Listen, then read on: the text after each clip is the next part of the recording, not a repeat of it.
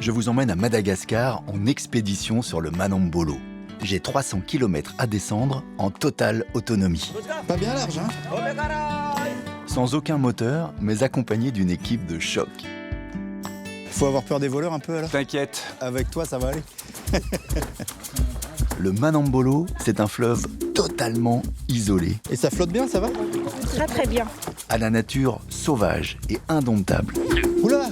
Mon Dieu! Ceux-là, vous les mangez ou vous les relâchez d'habitude? Non, on mange que les gros. Sur ce fleuve rouge, je vais découvrir les vestiges des premiers peuples malagasy Pour vous, les gens châtaillaient de nous, hein. et faire des rencontres aussi imprévues qu'extraordinaires. C'est moi qui l'ai ramassé, hein? Eh oui! Pour l'instant, il n'y a qu'une seule chose de sûre. Au bout, c'est la mer.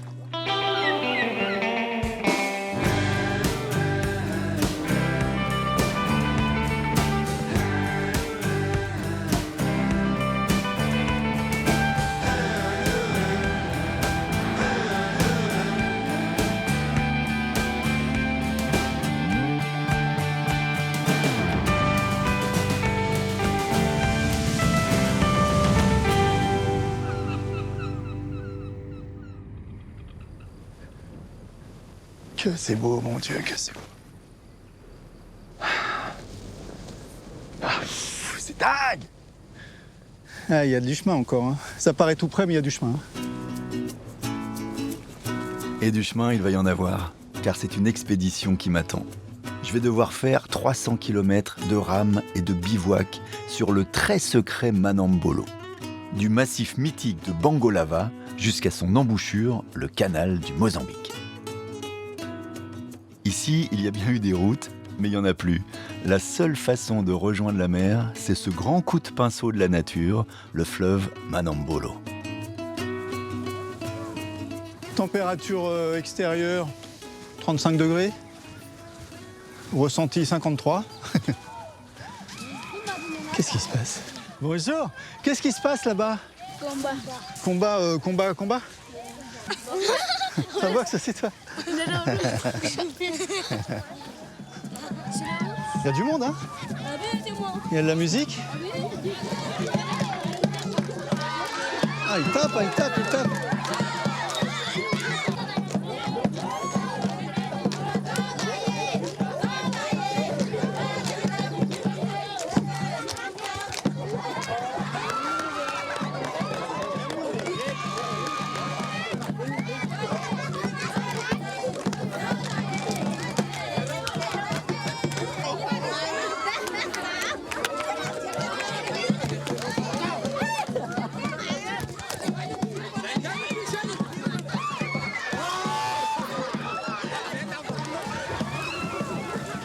J'ai pas compris, c'est de la danse ou c'est de la boxe? C'est un sport de combat, ça s'appelle la morengue. Morengue. On la pratique à l'occasion de toutes nos fêtes et nos célébrations. Quand il y a une circoncision, par exemple. C'est quoi les règles? On peut frapper partout sur le corps, mais on ne doit pas toucher le visage. Et celui qui tombe en premier a perdu. Vas-y, fais-moi un petit peu avec moi, juste que je comprenne. Ok.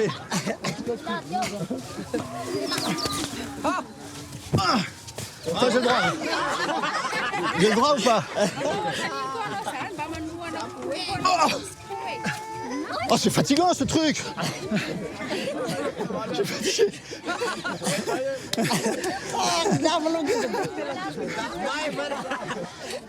Qui est-ce qui fait ce sport-là? Tout le monde? Ici, toutes les ethnies pratiquent la morengue. Les Sakalava, les Betsileo, les Ambanyandro. Tout le pays fait ça. Oui, vraiment tout le monde. Les femmes comme les garçons. Les femmes et les garçons. C'est bien. Et la championne, elle est où? La plus forte? Je vais la chercher.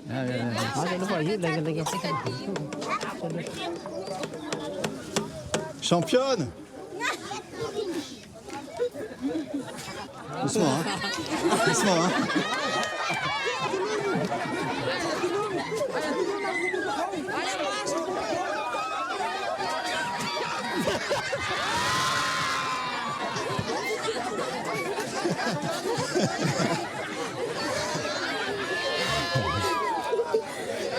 Merci beaucoup, bravo.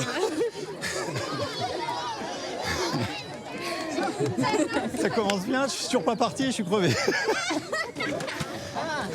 Merci les gars. Merci, merci. Ils sont trop forts.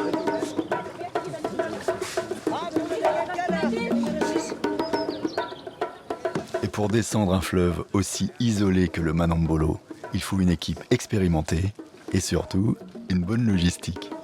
Ça va les militaires? Ça va? Pourquoi il y a des militaires là avec nous? Pour vous surveiller là dans la route. Ouais. C'est quoi les dangers? Ce sont les voleurs. Là. Il faut avoir peur des voleurs un peu alors? Non. Un petit peu. Juste un petit peu. Avec toi, ça va aller. T'inquiète. Ça sent le départ. François. Simonette. Salut Simonette. Salam. Salama. Salama. Tout ce qu'il y a là, ça va dans les bateaux après? Oui, tout ça, ça va dans le bateau. Et ça, il faut mettre dans le sac. D'accord.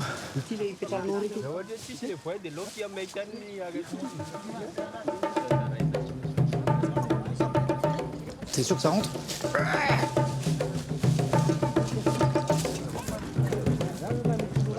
C'est pour les manger les canards là? Oui, on va tous les manger. Ah oui? Profitez les gars. Faut qu'ils profitent de leur dernier jour là. Une volaille par jour. Une par jour?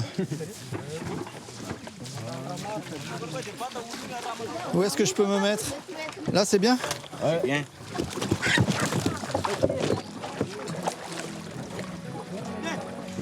Pas bien large hein?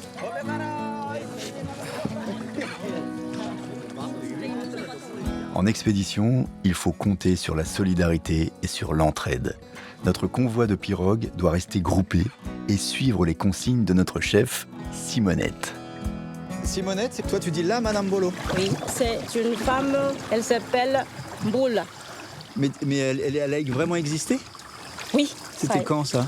vers 1800. Donc c'est ses parents qui l'ont fait appeler Boule, qui a donné le nom de la fleuve Manambulu. Mais pourquoi? Mais qu'est-ce qu'elle avait de spécial cette femme? C'est une princesse. Donc on a donné le nom de la princesse au fleuve. Oui. Et c'était une belle princesse, elle avait quoi? Bon, elles étaient riches comme ces princesses. Ouais. Elles étaient riches, elles avaient beaucoup de têtes de zébus. Et est-ce que cette famille-là existe encore? Les descendants de la Manambulu? Oui, ça existe encore. Elles existent encore? Oui.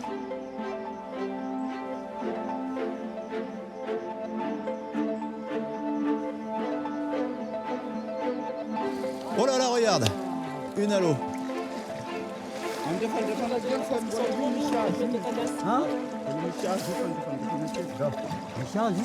Et ils étaient au ras de l'eau, ils ont cogné un piquet, ça a basculé. Mais alors après, il faut vider tout là. Attends, il faut lui prêter une écope, il va jamais vider son truc avec une bouteille. Hein. T'inquiète, ils savent ce qu'ils font. Ah, ça touche. Faut que je descende? Tu veux que je descende? Il n'y a pas d'eau en fait. Pas d'eau, il n'y a pas d'eau.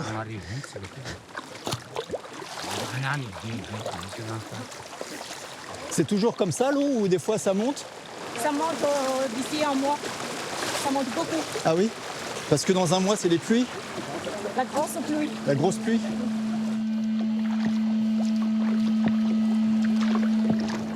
Il fait une chaleur accablante sur les eaux du fleuve. Une escale est prévue pour se désaltérer, mais je ne m'attendais vraiment pas à découvrir en plus un lieu un brin clandestin. Et qu'est-ce qu'il y a ici? Viens par là. Tu connais la Toa Kakasi, notre rhum local? Bonjour messieurs.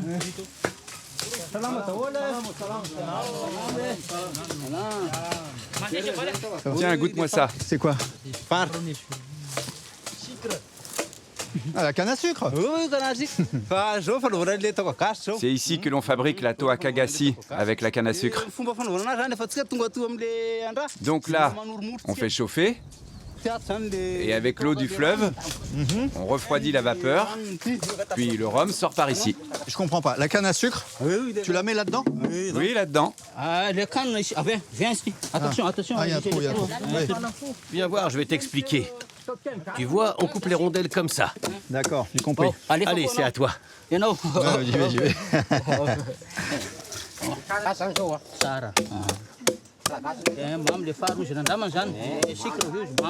C'est trop gros, non? Ah bah t'es comme moi, t'en rates un peu. Hein. Attention les doigts. Nif, nif. C'est la poudre. Ah, c'est pas fini! C'est pas fini, d'accord.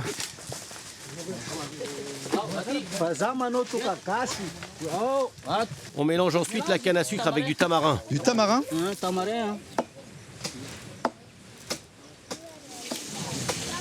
Vous m'apportez de l'eau? C'est l'eau du fleuve que tu mets? Ouais.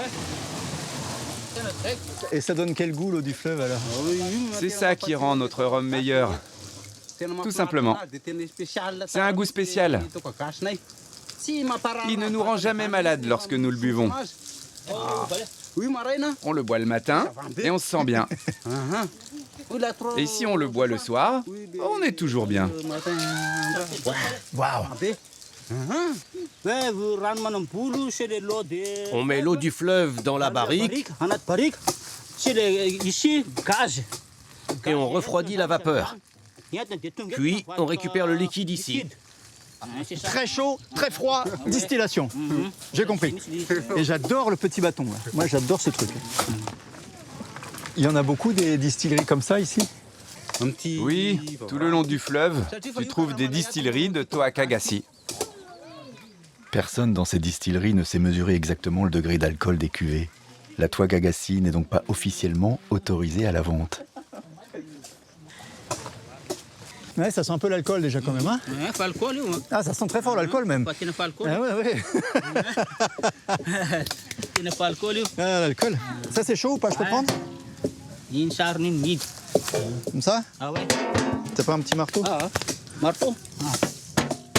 Ouais, Non, non, regarde, c'est bon. Ouais, d'accord, j'ai compris. Ouais, ça... Attends, tu mets le petit chapeau là?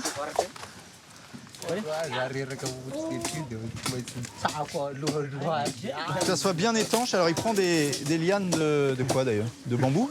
C'est quoi ça? Ce sont des feuilles de bananier. Ah, les feuilles de bananier trempées dans la boue du fleuve. Et là on fait le joint. Oh, pardon. Tiens, tu vas goûter. J'ai l'impression de boire quelque chose de très précieux. Très précieux. Hein. Oui. Ah, C'est bon? très très bon. Hein. Très bon. Très bon. Hein. Merci beaucoup, merci. Hein. Je vais t'en mettre un peu dans une bouteille pour la suite de ton voyage sur le Manambolo.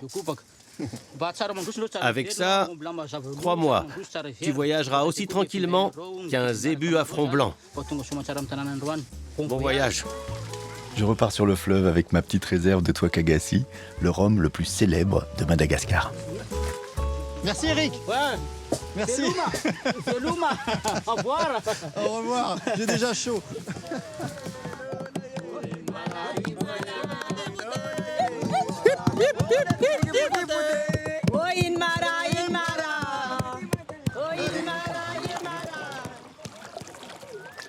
Simonette, c'est quoi comme bois, ça tu sais? C'est du bois de balsa. Du bois de balsa? Oui, Et c'est creusé à la serpette? oui. J'ose même pas imaginer les milliers et des millions de coups de serpette qu'il faut pour creuser un arbre comme ça. Il peut faire ça pendant 1 ou 2 mois. Ah ouais? Oui, Et ça flotte bien, ça va? très très bien. Parce que c'est super chargé, attends, on est au ras de l'eau là. Au fil des coups de rame, le Manambolo nous réserve des rencontres de toutes les couleurs. Il y a un truc qui est au bord, là, tu le vois, au ras de l'eau. Je pense que c'est un caméléon, ça. Là, il se laisse faire emporter par le courant d'eau. Ça, c'est pas nager, un caméléon? Non, Je pensais que tous les animaux savaient nager, moi. Tu lui as sauvé la vie, Dax. Vas-y, pose-le sur le sac. il va pas se faire tomber encore. Non, il va rester au sec. Oui, parce qu'il il panique. Il veut pas rester sur le bateau, hein. Il a peur, hein. Il a très peur là, il change de couleur même. Quand il a peur, il change de couleur? Le caméléon, quand ils ont peur, ils changent de couleur à chaque minute, à chaque seconde. Ah oui? Oui. Ah, c'est drôle, ils regardent en haut, en bas, partout.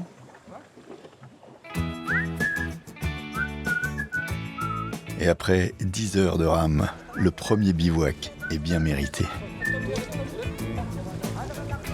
C'est incroyable qu'on arrive à mettre autant dans ces petits bateaux. Tout doit être à sa place avant la tombée de la nuit. Et chacun est à sa tâche.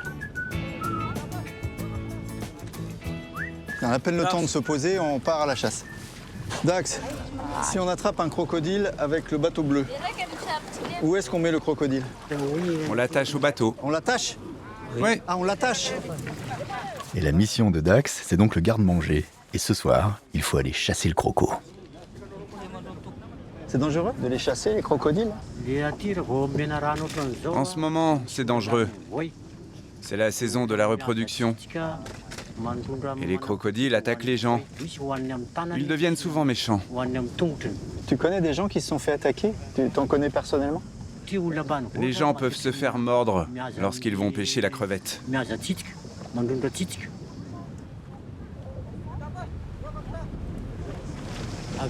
Regarde François, je vais te montrer. Là, tu as un harpon qui est relié à un câble. Ouais. Ensuite, tu lances le harpon en direction du crocodile et tu lui enfonces dans la tête. Et le harpon reste accroché. Ouais, je comprends, ça reste dedans, c'est comme une baleine.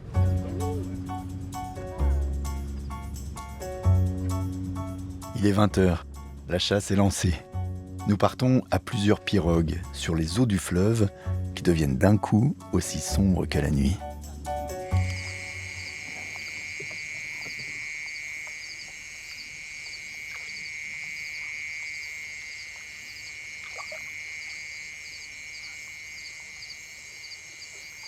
La chasse commence.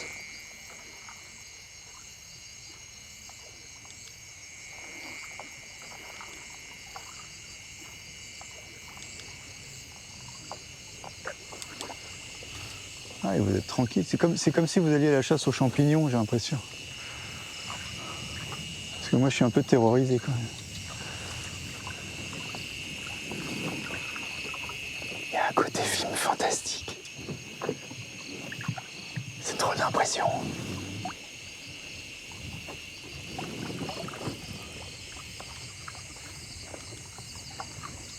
Dax, tu m'as promis qu'on verrait un crocodile, hein? Tu te souviens, hein? Je suis pas sûr que tu te souviennes, Dax. Ouais. Dis oui, mais c'est un petit oui maintenant. Hein.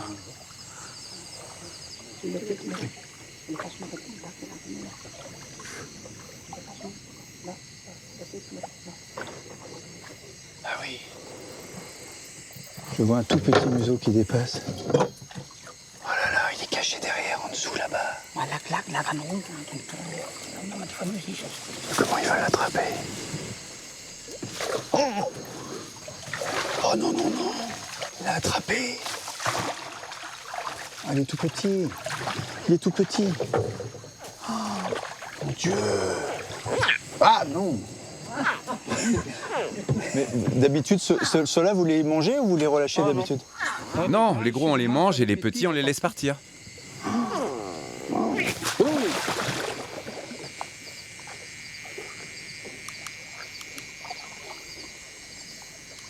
À minuit, on capitule avec Dax. Je commence à plus y croire. Et on entame la route du retour. Arrivé au camp, l'autre pirogue a eu plus de chance que nous, visiblement. Oula, mon Dieu. Bravo, Patrick. Il est magnifique. Combien il fait celui-là, là? Oh, il fait 1m60. Ah, moi, ça me paraît très gros. Hein.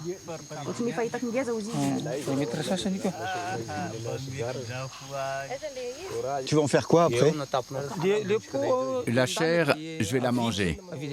Et la peau, je vais la vendre à Antananarivo. Ça coûte cher une peau comme ça, vous la vendez combien? Ça se vend 100 000 Ariani. 20 €. Franchement, je suis content d'avoir vu un petit et pas avoir attrapé le gros.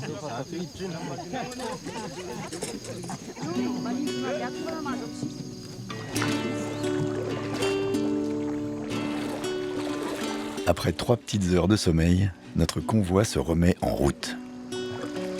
Il doit être 4h30 à peu près. On va profiter de naviguer avant que le four se mette en marche. La mer est encore à plusieurs jours de navigation, mais j'ai l'impression que la civilisation aussi. Prochaine étape, Bécoupac. Mais entre les deux, il n'y a même pas un village. Hein. Parce qu'en fait, dès que la saison des pluies commence, le fleuve s'élargit. Et du coup, les villages sont très loin dans les terres, donc on ne les aperçoit même pas. Et pourtant, mon équipage me dit que nous avançons lentement mais sûrement vers la seule bourgade du fleuve, Bécopaca.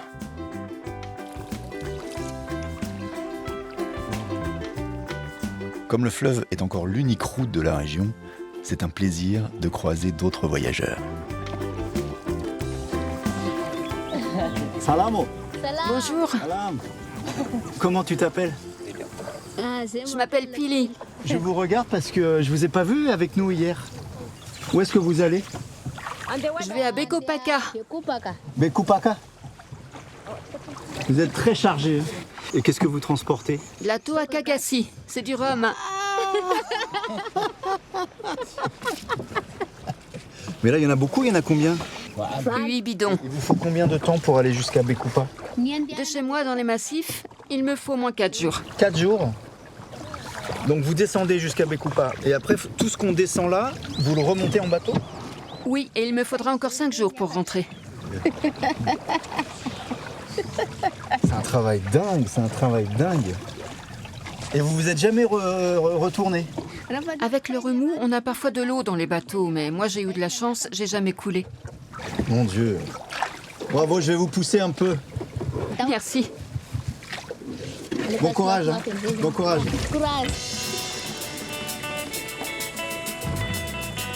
Décidément, ils sont partout, ces bidons sur le fleuve. Pili et son coéquipier vont désormais faire partie de notre convoi et partager nos escales. Merci les gars. Ça va?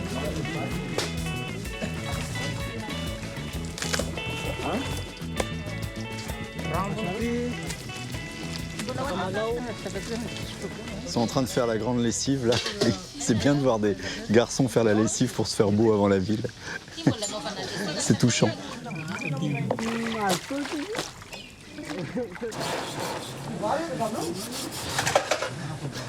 C'est quoi le meilleur morceau? Là, je prépare la queue du crocodile. C'est la meilleure partie. Ceux qui la mangent ont de la chance, c'est comme un privilège. Là, c'est ce qu'on appelle le filet. On l'utilise pour faire des brochettes, des fritures, ou on peut juste le cuire à l'eau. C'est vraiment la partie que je préfère. Ça a quel goût le crocodile? Ça ressemble à quoi comme viande? C'est comme du poulet. Ça ressemble au poulet? Oui. Tu sais, les crocodiles de plus de 40 ou 50 kilos, ils fabriquent une huile très spéciale. C'est comme une potion magique. Elle soigne ceux qui ont de l'asthme ou de l'arthrose. C'est la meilleure partie.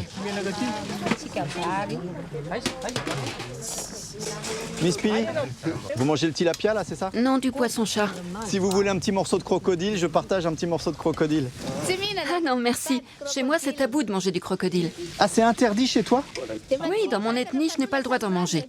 Tu vois, chaque ethnie est différente ici. Merci. Bon appétit. Merci.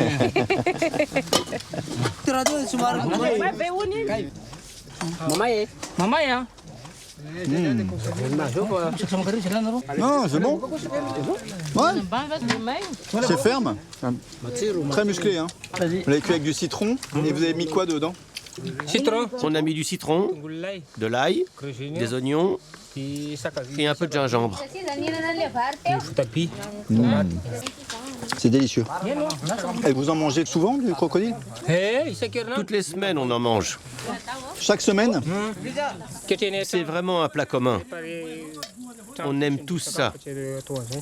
J'ai remarqué que vous mettez 2 heures à le préparer et 2 minutes à le manger. Oui, parce que c'est très bon. Jamais je pensais manger un crocodile comme un poulet du dimanche.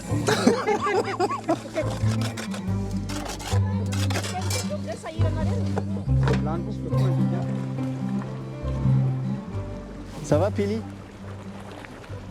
Ça va. Là, tu as l'air fatigué un peu. Oui. C'est toujours comme ça? Le matin, ça va. C'est frais et calme. Mais les après-midi, c'est toujours plus difficile. Et tu sais à peu près à quelle heure on arrive ou pas? Quand on navigue sur le fleuve, on ne peut jamais le savoir. J'imagine la ville, l'Eldorado du fleuve tout proche. Après le prochain virage, derrière la prochaine montagne. Mais je suis encore très loin du compte. Est-ce que tu crois qu'on peut atteindre les gorges avant le soleil couchant? Ça serait super. Mais comme je pense que les gorges, elles font aussi un effet venturi avec le vent, et on a le vent dans le nez, et ça n'avance pas.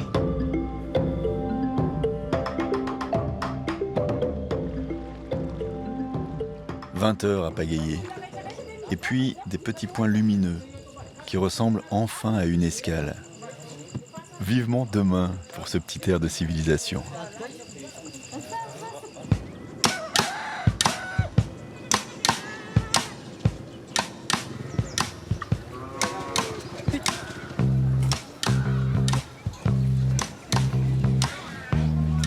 Ce matin, je découvre la ville face au Manombolo.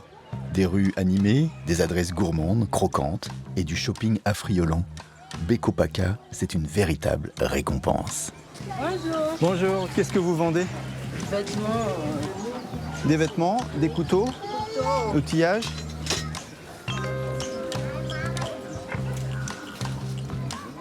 Bekopaka, c'est le carrefour commercial du Manombolo. Toutes les marchandises descendant du fleuve s'y achètent ou s'y vendent.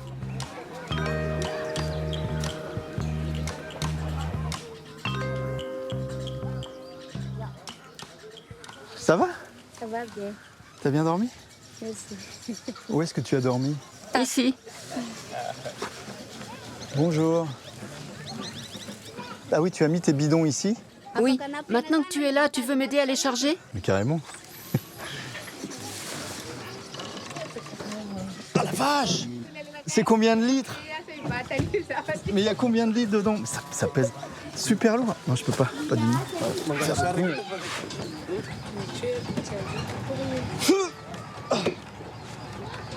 Ça tient pas? Combien ça se vend le litre ici, à Bekupa? Je le vends 70 000 Ariani. Et là-bas? Là-bas, c'est 30 000. Là-bas, tu le vends 30 000. À la ville, ici, tu le vends 70 000, c'est-à-dire plus que 2 fois plus. C'est toi la patronne. La patronne, c'est toi. Je peux mettre là? Je profite de la carriole de Pili pour me rapprocher du fleuve. Je serais bien allé vendre du rhum avec elle, mais Tovonassi, mon prochain compagnon de voyage, m'attend déjà.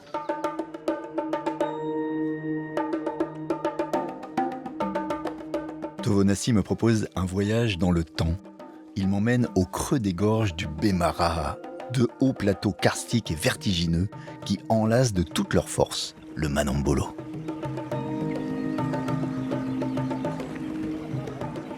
Ah, c'est beau aussi, là. Oh là là là là là. C'est grandiose. Et alors, les arbres qui viennent s'agripper dessus, là. Magnifique. Il tient à me faire découvrir un secret bien gardé, celui de ses ancêtres, installés pour l'éternité au bord du fleuve. Regarde François, il y a une belle grotte là. T'as vu ça? Le fleuve fut le refuge des Wazimba, le tout premier peuple de l'île de Madagascar, venu des mers lointaines de Malaisie ou d'Indonésie au 5e siècle. Ça, c'est une entrée de grotte aussi? Oui, c'est ça, c'est la seconde grotte, quoi. Elle a l'air très grande aussi, celle-là. Et là, ça va loin, là? Ah oui. Donc là, c'est la partie la plus difficile. Ok. Ok. Ok. Ok, parfait. Parfait. Oh, il fait frais tout de suite. Ah oui, dedans. Ah. Donc là, c'est comme si on rentrait dans les premières maisons de Madagascar, quoi. Ah oui, c'est ça aussi. Hein. C'est vraiment incroyable, quoi. Ouais, c'est dingue. Ah ouais. Et là, il y avait toute une famille qui pouvait vivre ici. Ah oui. Attention, la boue. Hein. Oh là là. Donc là, une semaine dernière, donc, il y avait un orage là-haut. Ouais. Donc l'eau était montée. Donc quand il arrive ici, donc, il dépose les limons. Mais ça veut dire que les Wazimba, quand ils habitaient ici et que l'eau monte, il fallait qu'ils puissent fuir au-dessus. Voilà, c'est ça. C'est pour cela que donc ils montent de l'autre côté aussi. Il y avait la maison des pluies, puis la maison de l'été. On montait là-haut. Passer le premier effet surprenant, c'est très agréable. Puis les enfants s'ennuyaient pas parce qu'ils jouaient à la pâte à modeler.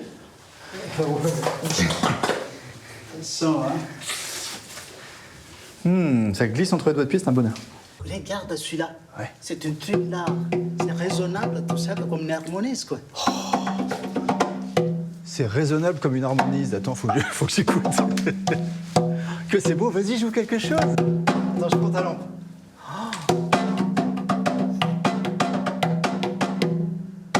J'adore. Oh, oui, c'est ça aussi, c'est la nature, quoi. C'est dingue.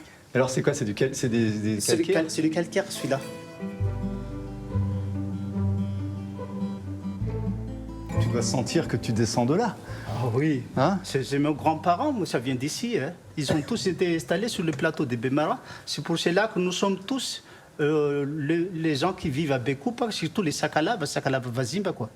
On respecte beaucoup cet endroit. Comme les Tsing, c'est un endroit sacré pour nous. C'est sacré tout le long du fleuve? Ah oui, tout le long du fleuve comme ça, parce qu'il y a pas mal de tombeaux partout. Incroyable. Tu sais que je vais commencer à me sentir bien ici, hein. On peut rester si tu veux.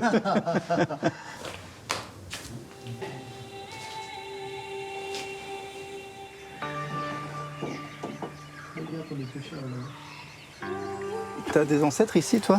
Oui, mon arrière de grand-père, donc ils ont enterré ici, quoi.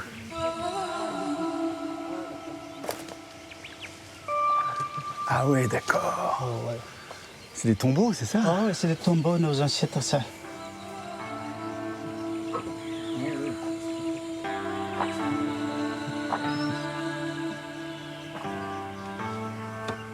Ah ouais, c'est comme des petites pirogues, ils sont bien là. Hein. Ah ouais. Ils sont bien. C'est pas anodin, hein, c'est qu'ils ont fait la forme d'une pirogue pour faire la forme du cercueil. Ah oui. C'est vraiment lié au fleuve. Hein. Ah oui.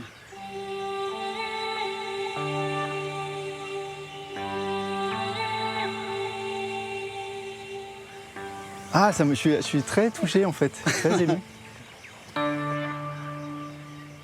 Donc j'ai un portrait comme ce Mléron, comme ça, donc on va faire de ce au bout là.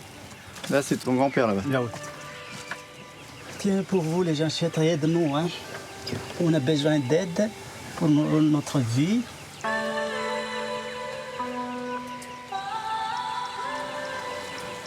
Allez les ancêtres, amusez-vous bien, protégez-nous, rendez-nous heureux. Oh, voilà, c'est Hein? ça aussi. Mes très chers ancêtres, les Wazimba, je vous demande d'aider François pour son voyage ici, à Madagascar, et sur le grand fleuve Manombolo. Un beau voyage jusqu'à la mer. Oui, un beau voyage jusqu'à la mer pour la sortie de notre pays aussi.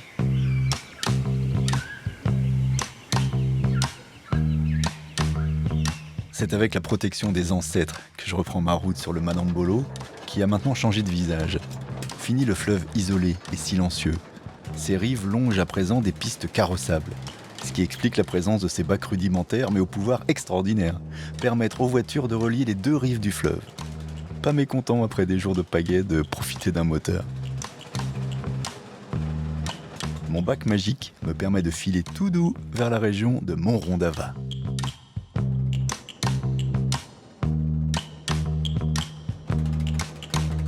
Le fleuve s'est élargi, laissant place à des rives généreuses et pleines de vie.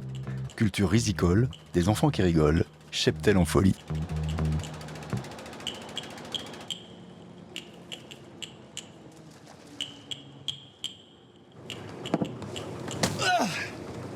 Salut capitaine.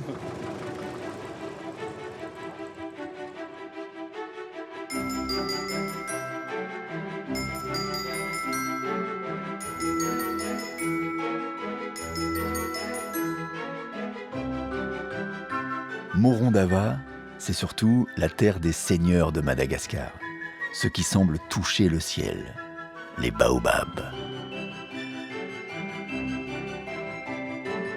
Dans ce village, les baobabs sont sacrés. Il paraît qu'ils sont le refuge des esprits et des ancêtres.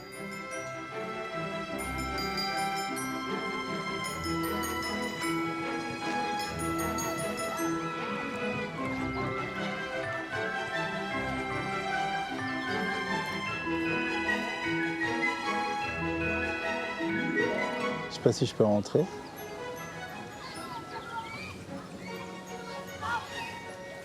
Bonjour, je peux rentrer? Oui?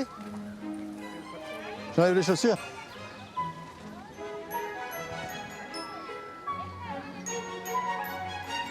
Faut que je me couvre?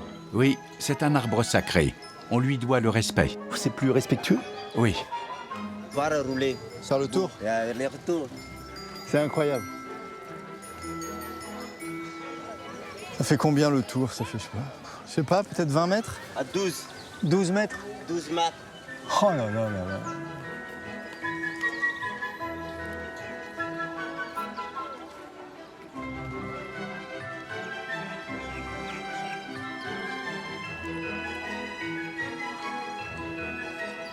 Et ça fait quoi de vivre à côté d'un baobab sacré? Je dirais que c'est très apaisant de vivre près de lui. C'est très touchant pour moi. J'ai l'impression qu'il ne tombera jamais, celui-ci, qu'il nous protégera toute notre vie. La seule chose qu'il ne supporte pas, c'est le feu. Quand j'étais petit, il y avait des milliers de baobabs qui entouraient notre village. C'était magique. Mais malheureusement, les gens du village ont de plus en plus besoin de couper, de brûler les arbres autour. Et bientôt, il ne restera peut-être que ce baobab sacré.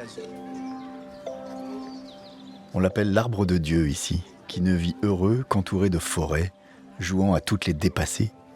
Mais ce que m'explique Myriam, l'ange gardien des baobabs, c'est que les arbres sont en danger. Ils sont coupés pour se chauffer ou construire des palissades, ne laissant debout que les derniers seigneurs des forêts primaires qui ont existé.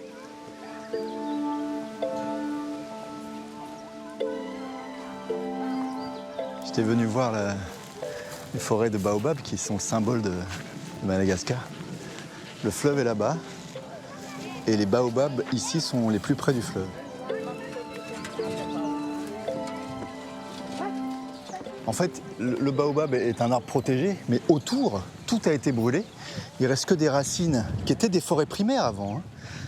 Puis alors, une fois qu'il n'y a plus la végétation, le sol est lessivé par les pluies, il n'y a plus rien qui pousse. Juste les baobabs qui restent là pour témoigner. Difficile de quitter Morondava et ses baobabs sacrés. Mais je dois rejoindre Benzaville, ma dernière étape, à quelques dizaines de kilomètres de la mer. Je vais glisser, hein. Je glisse. Je le sens, je glisse. Ouais, je glisse là. Faudrait que la marée monte un peu. Bah voilà, très bien. Hop. Parfait. Regarde. Magnifique. Merci. Bonjour, salam. Super. Trop content. Salam. Salut Bruno, salam. Salut François. Merci les gars.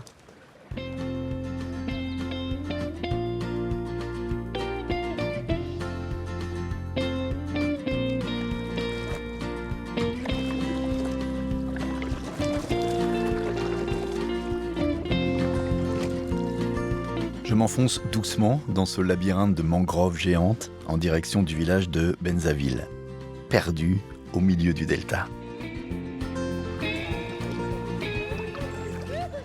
C'est vraiment incroyable ces zones de delta parce que le Manambol, il a descendu de la montagne, il s'est fait ses grands méandres.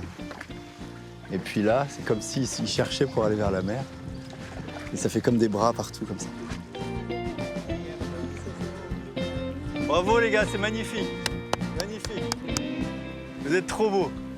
Oh là là, la voile et tout, magnifique. Le jeu ce soir, c'est de trouver le bon méandre pour rejoindre les tout derniers habitants du fleuve, avant que celui-ci ne touche l'océan.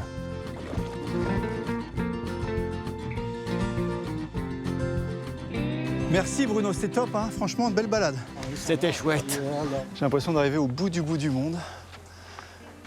Parce que pour venir ici, c'est loin. Hein.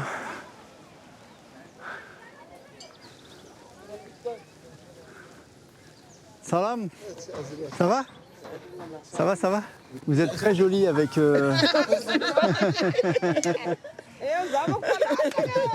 J'ai l'impression que c'est un mélange d'argile et de sueur, je sais pas bien. T'en veux aussi de la crème? Oui, je veux voir. Ah, attends, fais voir ça. Ah, mais c'est dans un tube en plastique et tout. Carotone. Je peux en mettre un peu? Ah, mais je pensais que c'était fait avec de l'argile et tout. Les idées qu'on se fait, c'est dingue. C'est bien?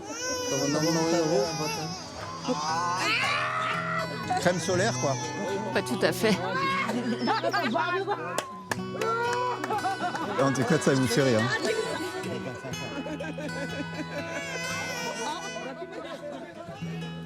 Ça me pique un peu.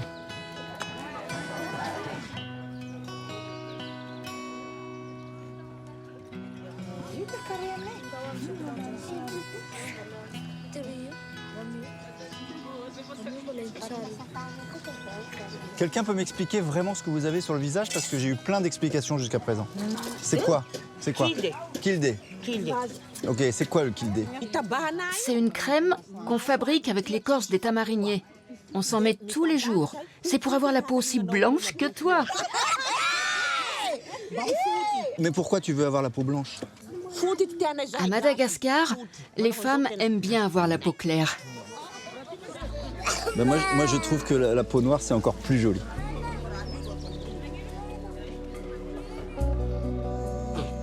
Maria et Colette me proposent un petit coin pour dormir. Une nuit magique, au bord du fleuve. On y va, toi.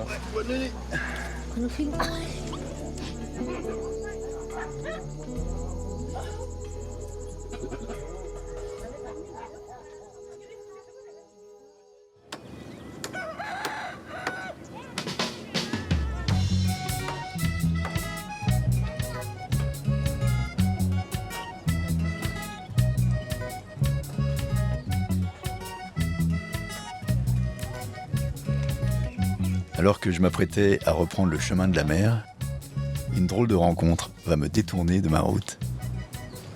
Ça va? Vous allez faire quoi? On va chercher de la belle crabe. Des belles crabes? Crabes? Ah ouais, des crabes comme ça? Comme ça? Ah non. Comme ça? Ouais, c'est des gros crabes. Est-ce que je peux venir avec vous? Oui, viens, monte dans la pirogue. Ouais.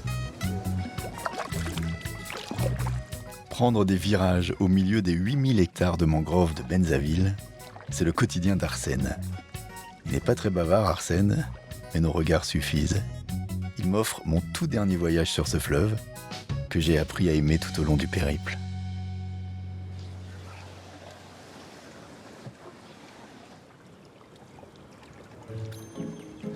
Que c'est beau. Attends-moi, Arsène, attends. Attends. Attends, faut que je m'habitue au pied, là. Il faut que je m'habitue à marcher là-dedans. Quand je marche, ça fait des... C'est quoi tous ces petits jets d'eau, là? Ce sont de tout petits crabes cachés dans la terre qui font les jets d'eau quand on s'approche ou quand on marche dessus. C'est comme s'ils n'étaient pas contents.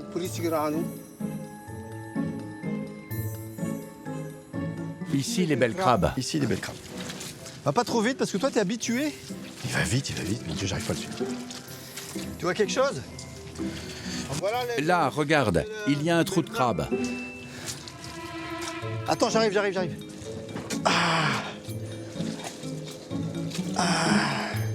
Ça, c'est un trou de crabe, ça? Oui. Je peux mettre la main? Oui. Attends.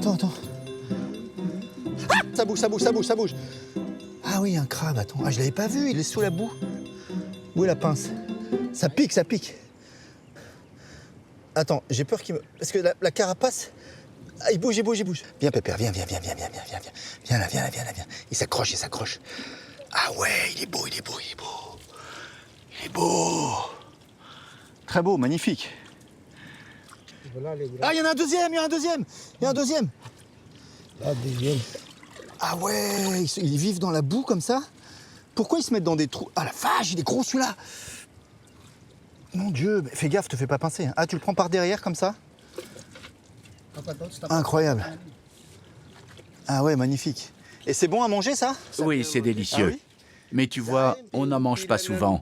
Les Chinois en raffolent, et ce sont eux qui nous les achètent surtout. Ah, ça part en Chine ça. Magnifique, mais dis donc, c'est impressionnant parce qu'on les voit pas, hein. Il faut voir les trous. Il y en a d'autres ou pas? J'ose plus mettre la main, j'ai peur qu'il y ait des crabes en dessous.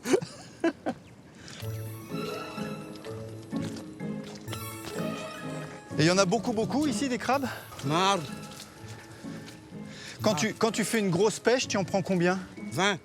Parfois 20, parfois 30, ça dépend. 30 belles crabes dans la forêt. Il y a beaucoup de belles crabes dans la forêt. 30 belles crabes, ça commence à être une belle pêche, d'accord. T'as un sac pour les mettre ou pas? Dans la pirogue, direct? Comme ça, mais après ils vont nous piquer les fesses, non? Je mets comme ça?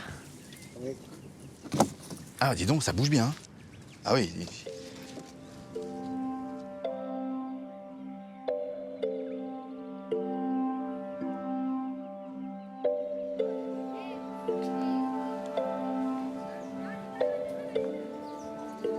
Je rapporte fièrement mon crabe chez Madame Séverine, la meilleure cuisinière du village.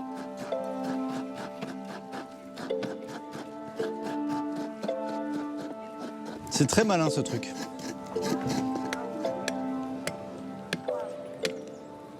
Séverine, qu'est-ce que ça fait de vivre tout près de l'eau comme ça?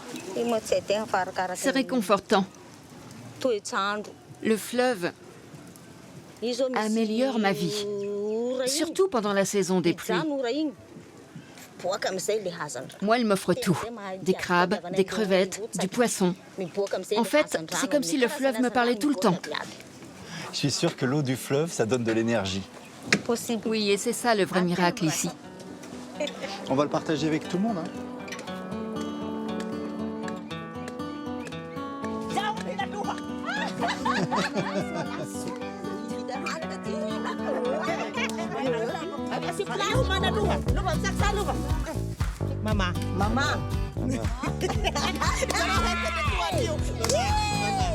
C'est moi qui l'ai ramassé. Hein.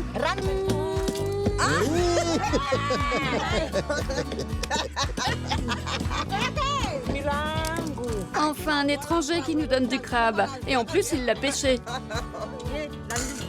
Toi, tu es extraordinaire, toi. Extraordinaire. Hein. Comment il s'appelle? Augustin. Mais que tu es beau, Augustin. Je peux le prendre ou pas? Viens me voir, Augustin. Viens voir. Regarde comme elle est. On dirait qu'il te ressemble. On dirait ton fils.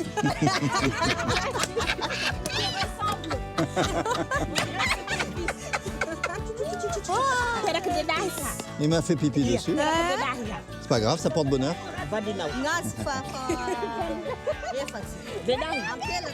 Je garderai longtemps le souvenir de mes amies Colette, Maria et Séverine, les femmes si joyeuses du Manambolo. La mer m'appelle pour l'ultime étape de mon voyage.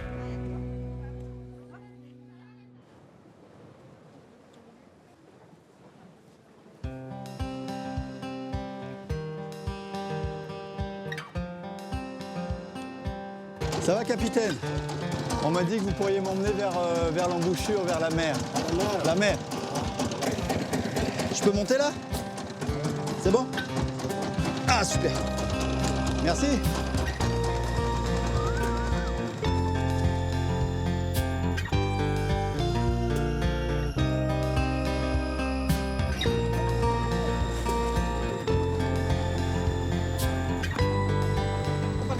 Tu surveilles le fond, là? Oui, car c'est très peu profond ici. On doit forcément suivre le canal. Et puis, on se repère avec une sonde.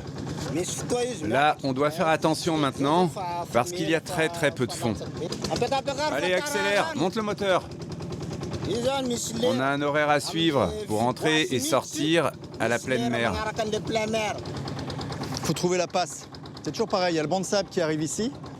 Là, c'est la Manambole, elle est là. Hein. Et on cherche la passe. Vas-y, allez, avance.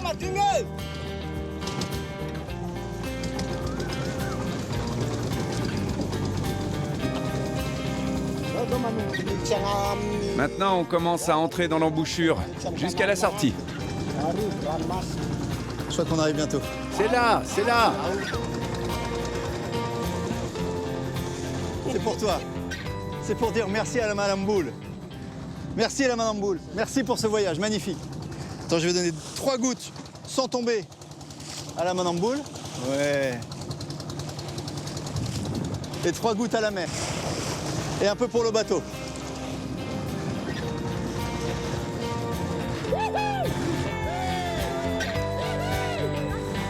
J'y suis. La Manamboule, la mer, le canal de Mozambique. Merci pour ce voyage, c'est magnifique. C'était magnifique. Car même si l'on offre aux pirogues le seul chemin pour faire du commerce et aux yeux des voyageurs des rêves d'aventure infinis, même si on abrite dans ces méandres des crabes à la chair tendre et les grands esprits des Fazimba, au bout, c'est la mer.